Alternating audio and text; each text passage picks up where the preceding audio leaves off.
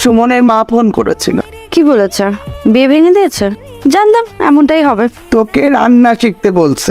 এটা এমন কেন মা? নিজেকে প্রশ্ন কর, কি উল্টো পাল্টা কাণ্ড করছিস? তোর বাবার কানে গেলে কি করবে জানিস? তোমরা যা ইচ্ছা সবকিছু আমার উপর চাপিয়ে দিচ্ছ। আমি কিছু করলে দোষ? এমন করিস না মা।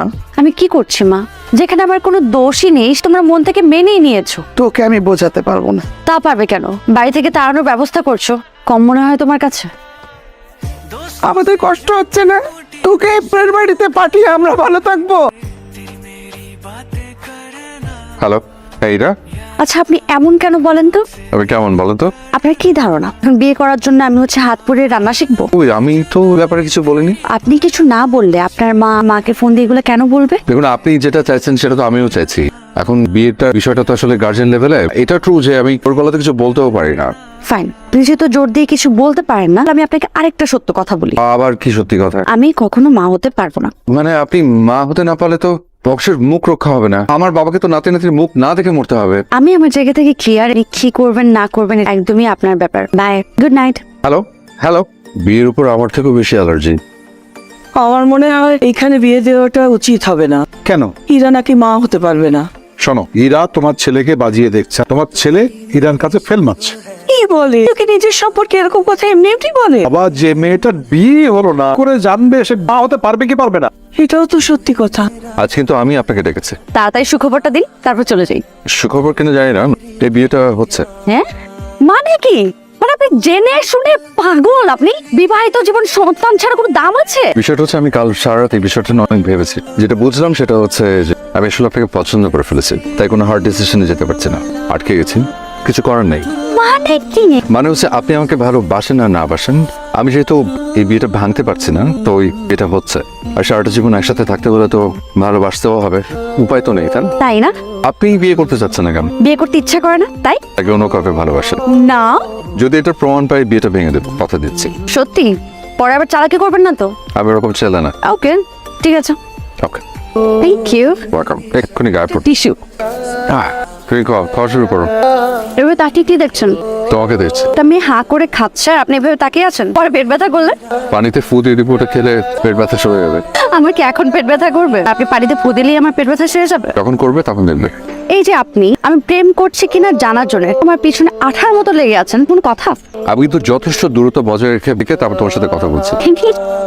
আপনি সব কথা এরকম সিরিয়াসলি কেন নিয়ে নেন? আর আমি সিরিয়াসলি তোমার প্রেমে পড়েছি, তাই কোনো কিছু লাইফলি নেওয়ার কোনো সুযোগ নেই।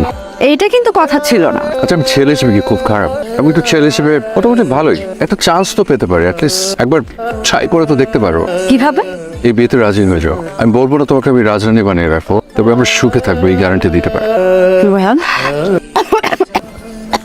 পানি আছে? এই যে বসুন, অন্যদিকে তাকান। তাহলে এতদিনে সুমনের সুমতি হলো। আর বলিস না, পারলে তো প্রত্যেক দিন বিয়ে ভেঙে দেয়। সুমনের ধারণা ও বিয়ে করলে সংসারে অশান্তি হবে। একদিন মেয়েটাকে বাসায় ডাকো, আমরা সবাই মিলে দেখি। বাসায় টাকাটাকে কি আছে? ছবি তো আছে এখানে। আনছি, নাও। দেখো কি মিষ্টি না? আরে এই মেয়ে আমাদের এলাকাতেই থাকতো, একটা ছেলের সাথে কষ্টি নষ্টি করে তারপরে এলাকা ছেড়ে চলে যায়। না না না, এই মেয়ে কি করে? এসব কি বলছো তুমি? আমি যা বলছি একদম ঠিক বলছি ভাবি। ভাইয়া শোনো, জেনে শুনে এরকম একটা মেয়েকে সুমনের বউ করে আমি আনতে দেবো না। কি করছো? ওরা আমার মেয়ের নামে অপবাদ দিল। আচ্ছা, বিষয়টা কি তুমি ভুলে যেতে পারো না? কি করে বলবো? কি জবাব দিব মেয়েকে? শোনো, বেকের বিয়ে কিন্তু বিয়ের আসলে ভেঙে যায়। এরা যদি জিজ্ঞেস করে কি কারণে বিয়ে ভাঙলো, কি বলবো? বলবো যে তোকে চরিত্রহীন বলেছে। আচ্ছা, এই বিষয়টা কেন বলতে হবে এটা আমি বুঝতে পারছি না। অন্য কোনো বিষয় নেই বলার মতো, যত সব একই কথা বারবার। এত ভালো মেয়েটা চরিত্রহীন অপবাদ দিল। মা কি হয়েছে? কাঁদছো কেন বাবা? তো মাকে জিজ্ঞেস করি কি হয়েছে মা, বলো তো। আমি বলছি এরার চরিত্র নিয়ে কথা উঠেছে। চরিত্র ভালো থাকলে তো কথা উঠতো না, তাই না? অসম্ভব, এটা হতেই পারে না। আমি ওকে একটু হলেও চিনি, এটা অসম্ভব। তো ফুবু তো মিথ্যে কথা বলবে না, তাই না?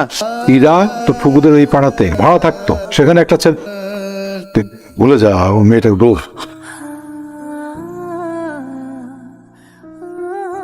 তোর তো উচিত ছিল সুমনের সাথে বিষয়টা নিয়ে একবার কথা বলা।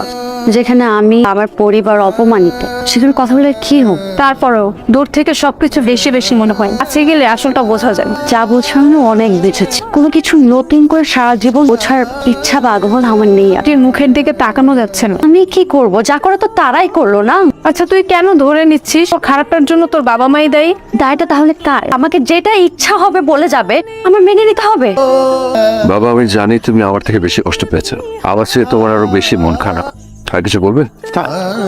যাও, হবার ওটা হয়ে গেছে বেশ। না বাবা, বাদে মা, আমি আমার ফ্যামিলি আমার প্রতারিত হয়েছে, বিষয়টা এতটাও ছোট করে দেখার মতো না। জীবনে চলার পথে অনেক কিছু ঘটে, তাই বলে জীবন তো থেমে থাকে না। কোথায় থেমে আছি?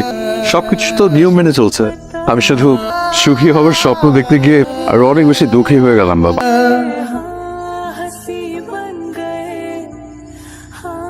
তো সুমন ভাই, আমি মাহা, ইরার বন্ধু। আমি কি আপনার একটু সময় পেতে পারি? কি ব্যাপারে বলুন তো? আসলে আমি কোন ব্যাপারে কথা বলবো এটা আপনি নিশ্চয়ই বুঝতে পারছেন। আমার আসলে কোনো আগ্রহ নেই। আপনার বান্ধবী আমার সাথে আমার পরিবারের সাথে প্রতারণা করেছে। এত বেশি কনফিডেন্স কেন আপনাদের? কোনো মানুষের ব্যাপারে ঠিকঠাক মতো না জেনে তাদের উপর কি দোষ চাপিয়ে দেওয়া উচিত? আর তাছাড়া আমি আপনাকে ভালোবাসি, আপনি আমাকে বাসেন না, এটা নিয়ে ঝামেলা। এটার মানে তো এই না আর বা আমার কারো চরিত্র খারাপ। আমি ঠিক বুঝলাম না। ইরাকে এলাকার একটা ছেলে পাগলের মতো ভালোবাসে, আর এটা বিষয়টাকে প্রশ্রয় না দেওয়ার কারণে ছেলেটা তার ফ্যামিলিকে নানাভাবে ডিস্টার্ব শুরু করেন। কিন্তু আমি তো শুনলাম আপনার কথায় কান দিলে লসটা নিজেরই হবে। এখন ভেবে দেখুন কি করবেন। এরা কেমন আছে? ইরা কেমন আছে সেটা আমার মুখ থেকে না শুনে নিজেকেই দেখে আসুন। রাখছি।